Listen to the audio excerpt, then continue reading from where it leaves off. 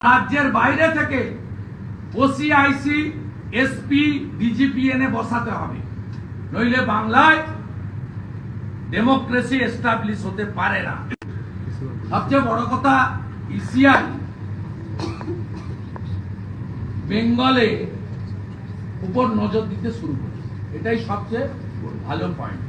মমতা ব্যানার্জি 35,000 হিন্দুর নাম চাকরি দিতে পারেন না, অন্য রাজ্যে গেছে, নাম কাটতে পারেন।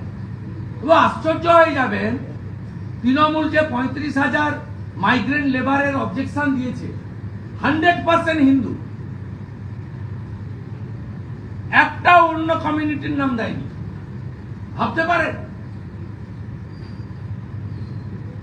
এদের মাইন্ডসেটটা কোন জায়গায় গেছে। অতএব আমরা অনেক আগে থেকে ধরেছি, আমরা ছাড়ব না। এই পুলিশ আধিকারিকদের দিয়ে ভোট নয়,